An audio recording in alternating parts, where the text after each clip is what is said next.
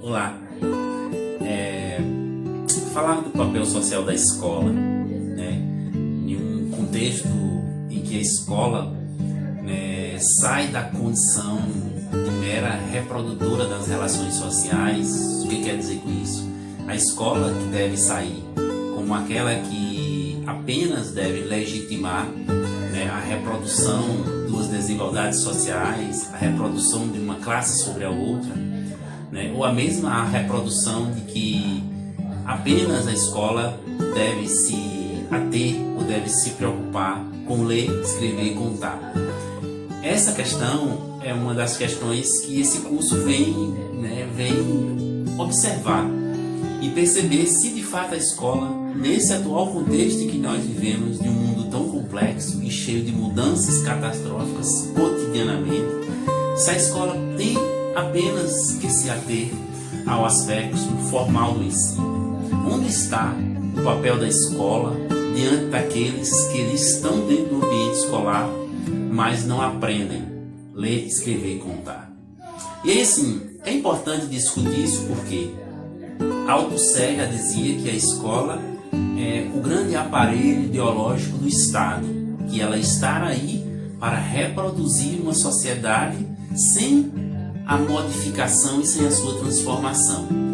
E essa escola no qual eu, enquanto educador, você, enquanto educador, ou você, enquanto estudante, que irá adentrar esse espaço, é também a mesma escola que reproduz. E a gente, enquanto educadores tenazes, capazes de modificar isso, que temos que começar com o nosso processo de formação, de entender que a nossa função enquanto educador nesses espaços sociais não é de reproduzir a mesma sociedade como ela está, mas é criar estratégia de junto na coletividade, na dialogicidade, como diz Freire, e construindo argumentações de modificando constantemente as relações que os nossos alunos já travam no interior da escola, para que eles possam voltar para os seus espaços sociais de direito, suas comunidades, e construir uma nova realidade. A escola serve para isso, não mais para reproduzir.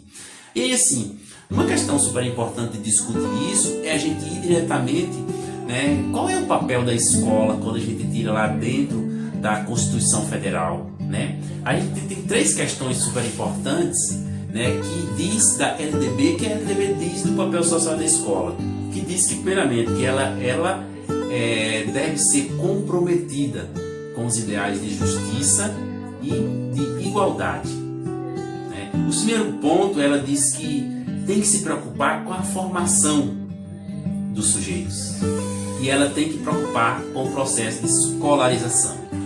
Só que quando a Constituição lança esses três, vamos dizer, características do direito, ou características sociais da própria escola, a escola encontra-se alguns entraves, alguns contrapontos. E vamos discutir esses contrapontos porque é importante, é super decisivo entender por que muitas vezes a escola não consegue aliar o seu saber fazer com o seu poder fazer, né?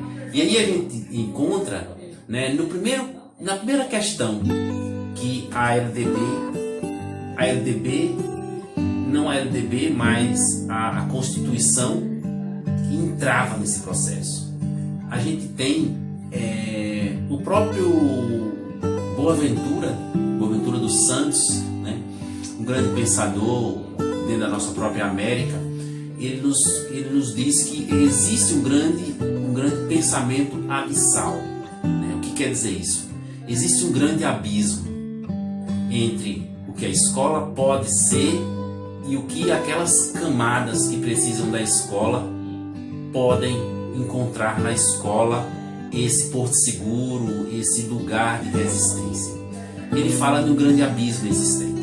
E aí é onde o nosso curso questiona muito bem qual é a relação que se pode estabelecer entre educação e pobreza, entre política e pobreza, entre pobreza e política. Como é que se estabelece essa relação? E aí, Boaventura dos Santos, ele vem dizer para a gente, existe um pensamento abissal.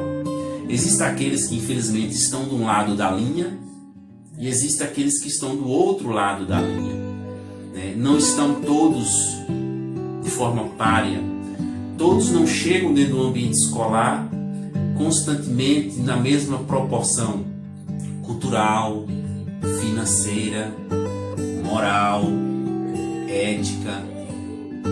Nem todos que adentram o espaço educativo não o adentram nas mesmas condições sociais e econômicas para se estabelecerem dentro da escola e construírem o próprio conhecimento. E esse pensamento abissal é esse pensamento, ou seja, é dizer que quando o sujeito entra na escola, ou ele está de um lado da linha ou está do outro lado da linha. Quer dizer, ou ele está, ou ele muitas vezes não está dentro do ambiente escolar, ele está numa condição vulnerável, né? Existem constantemente sujeitos que chegam para nós, que sejam para nosso ambiente educativo, né, dentro do estado de pobreza, altamente vulnerável. E aí, Boaventura dos Santos ele diz isso, né, para a gente nos atentar que existe um pensamento abissal, existe um abismo muito grande entre as pessoas, entre as camadas sociais, entre as situações que chegam para nós. E a gente precisa identificar, né, as pessoas que antes do ensino das letras, a gente precisa ensinar para eles a entender a própria condição socioeconômica em que está. Senão a gente não vai conseguir, né, construir um pensamento sociológico, um pensamento, né, de libertação do sujeito que chega para nós já no estado de vulnerabilidade, achando que já é um fracassado. E a gente tem também, numa mesma proporção, a gente tem Pablo Gentili, né, que ele escreve no seu livro Pedagogia da Exclusão. Ele diz que a questão da pobreza é uma questão que é fabricada justamente para que as próprias instituições educativas, as instituições de assistência social, de saúde, não consigam legitimar, né, os seus direitos e os seus deveres, porque quando se fabrica a pobreza, já se fabrica com essa intencionalidade de que quando ela chegar dentro do ambiente educativo, a escola não vai conseguir dar conta na essência de tudo. Ou ela trata da escolarização, ou ela trata de estigmatizar ou de criar condições para que a pobreza seja minimizada. E aí, a escola não tem essas condições de fazer isso ser diminuído. E aí ela sai passando como um rolo compressor, ensinando aquilo que formalmente cabe ler, escrever, contar. Ela não tem a singeleza, a sensibilidade de olhar para os sujeitos que chegam num estado de vulnerabilidade social. A escola não consegue a alternativa de olhar para aquele sujeito e ajudá-lo na sua condição de fracassado do ponto de vista financeiro ou do ponto de vista social e econômico. Por quê? Porque a escola, a ela foi dada, né, essa legitimação, e a ela foi dada essa percepção, ainda que muitas vezes sem olhar para os lados, de que ela só pode mesmo ensinar os meninos a ler, escrever e contar. Esqueceu ou esquece que as outras questões sociais também é do âmbito educativo. Mas a gente entende que muitas dessas instituições educativas que nós vivemos hoje não tem essa formação, não tem esse direcionamento para também olhar essas questões socioeconômicas que, advinda do mundo exterior, a escola atrapalha constantemente que os alunos possam dar saltos de qualidade e de construção da sua própria identidade, né, na construção de uma sociedade melhor. E aí, assim, pensar a escola enquanto função social é pensar nessas questões também, né? A escola não pode ficar distante, né, distante dos sujeitos que chegam diante de si fracassados, chegam de casa sem aquela percepção, né, do mundo que o rodeia. E antes de ensinar o ler, escrever e contar, a gente precisa colocar as crianças, independente do seu tamanho, colocar para elas que a realidade que está no seu entorno faz parte da sua formação. Mas nós não podemos esconder isso das crianças. E assim, concluindo esse vídeo, que é super importante dessa discussão nossa, é pensar ao que também está no material escrito desse módulo, pensar uma escola descolonizada, né? O que é uma escola colonizada?